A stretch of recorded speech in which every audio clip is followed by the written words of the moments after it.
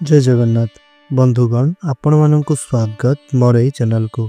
तो बंधुगण आजिर एही राशिर वीडियो माध्यम जानिबा मार्गशीर मास गुरुवार माँ लक्ष्मींकर आशीर्वाद सहित ग्रह मानकर चलन रे परिवर्तन एवं शुभ राजयुगर सकारात्मक प्रभाव हेतु किछि राशिर व्यक्ति विशेष माने हेबे महाभाग्यशाली।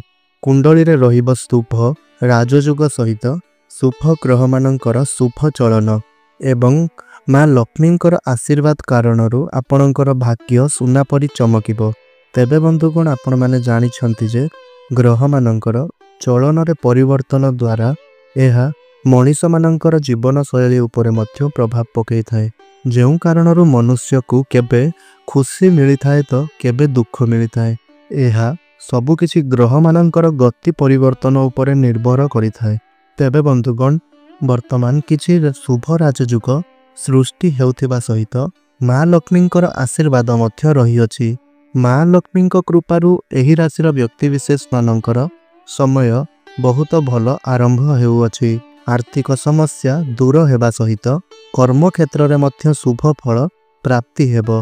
अटकी रहिथिबा दीर्घ कार्य गुड़िक मध्य बहुत दिनरू अटकी रहिथिबा कार्य गुड़िक मध्य आपणकर पूर्ण हेबो।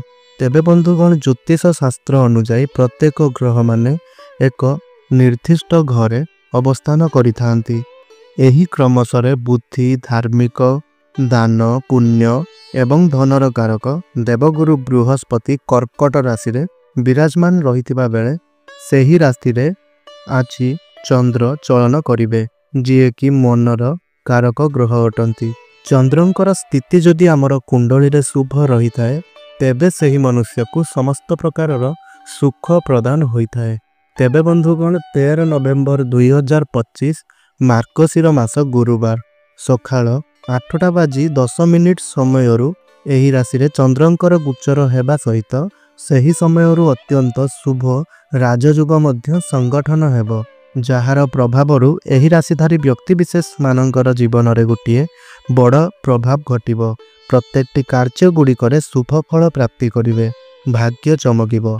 स्वयं माँ लक्ष्मींकर आशीर्वादरू धनर वर्षा हेबो एवं एही समय रे देवगुरु बृहस्पतिंक सहित चंद्रमांकर स्थिति मजबूत रहिबा कारणरू महाभाग्यशाली हेबे। संपूर्ण भावरे भाग्यरे बड़ परिवर्तन देखाजिबो। तेबे बंधुगण आसंतु जानि नबा मार्गशीर मास गुरुवार रे दुईटी बड़ ग्रह मानकर शुभ चलन सहित एही समय रे सृष्टि हेउथुबा लक्ष्मी नारायण राजयुगर सहित केंद्रीय त्रिकोण राजयुग, जहा प्रभावरू एही राशिधारी व्यक्ति विशेष माने हेबे महाभाग्यशाली। तेबे बंधुगण आसंतु जानि नबा माँ महालक्ष्मींकर आशीर्वाद सहित एही समयरू कुंडली रे ग्रह मानकर चलन अत्यंत शुभ रहिबा सहित ग्रह रे सृष्टि हेउथुबा शुभ राजयुगर सकारात्मक प्रभाव हेतु केउ राशिर व्यक्ति विशेष मानकर भाग्य चमकी उठिबो। कोटिपति हेबार रास्ता रे चलिबे।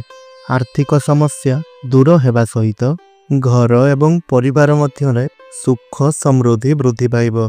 तेबे बंधुगण सेही भाग्यशाली राशि मानक विषय रे जानिबा पई हेले आपण मानकु गुटिए अनुरोध, मोर एही वीडियो को आपण आरंभरू शेष पर्यंत निश्चय रूप से देखंतु एवं आमर यही चैनल रे जदि नुआ अछंती तेबे चैनल टी को सब्सक्राइब करि दियंतु, वीडियो टी को लाइक करि दियंतु, कमेंट बॉक्स रे जय मां लक्ष्मी लेखिबा पई बिल्कुल रे भी भूलिबे नाही। तेबे बंधुगण आसंतु जानि नबा सर्वप्रथम भाग्यशाली राशिंक विषय रे। तेबे बंधुगण सर्वप्रथम भाग्यशाली राशिटी हेउछंती मेष राशि, वृष राशि, कर्कट राशि, कन्या राशि, तुला राशि, कुंभ राशि। तेबे बंधुगण एही राशि गुड़िक हेउछंती सेही महाभाग्यशाली राशि, जेउ मानकर भाग्य सुना परी चमकिबाकू जाउअछि। एही सबुरे ग्रह मानकर चलन शुभ रहिबा सहित कुंडली रे सकारात्मक राजयुगर प्रभाव मध्य रहिबो एवं माँ महालक्ष्मींकर आशीर्वाद कारणरू महाभाग्यशाली आपण हेबे। आर्थिक स्थिति रे लाभवान हेबे। घर एवं परिवार भितर सुख समृद्धि वृद्धि पाइबो। कार्य क्षेत्र रे सफलता प्राप्ति करिवे। तेबे बंधुगण जदि आपणमानंकर एही राशि मानंक मध्यरु जेकोनोसी भी राशिटी होइथाय तेबे सह हृदय रे कमेंट बॉक्स रे जय मां लक्ष्मी लेखिबा पई जमारू भी भूलिबे नै।